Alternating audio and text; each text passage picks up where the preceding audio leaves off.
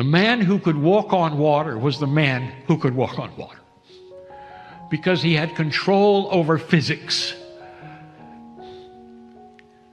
He had control over health, over so many things. There are miracles you never knew he could do. Let me ask you.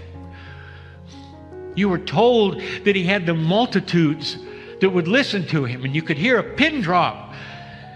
How could the multitudes hear one man on a rock? How could 1,000 people without amplification hear one man on a rock? I'll tell you, they all did, as though he was in their face, talking in their ear with the most gentle, loving voice you can ever imagine.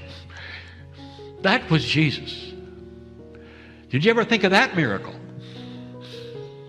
And then if he talked too long, he fed them with food that wasn't there. That's the Jesus.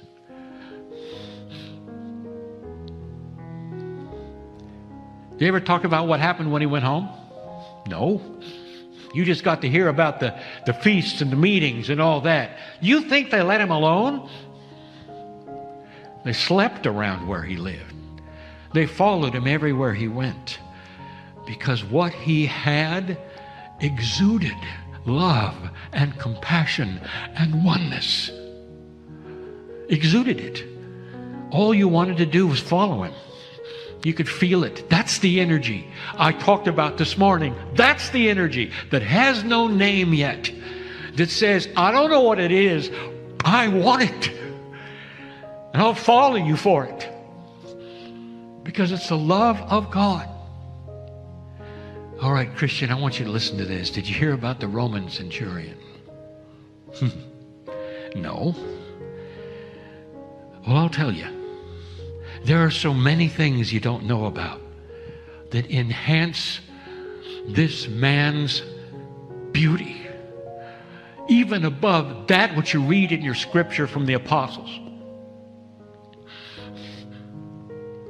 The Romans watched Jesus carefully to see if he would say anything that would be against the emperor or Caesar or the politics. And he didn't. Because then they could put him in jail instantly, and he didn't. He talked about love. He said, listen, this is the way of it. It's through me that you're hearing this. Listen, this is the way of it. This is the truth of it. And he talked about the beauty of compassion of God, not about politics. And the centurion listened. But one time, just the one time, that Jesus turned and looked him in the eye, knew he was there. And there was a silence, and the centurion looked at him in the eye, and it was all over. One glance from the Master, one smile from the Master, and it melted the centurion's heart. Melted it. He left his post, he went home, took off his helmet and his armor, and he took his family and he left. He knew he had to get out of town because that was abandoning his post, but he knew he was wrong in what he had done. He had met Jesus. He had met the Master with one glance. That's who that was. You got a good guy here if you decided to worship. Christian.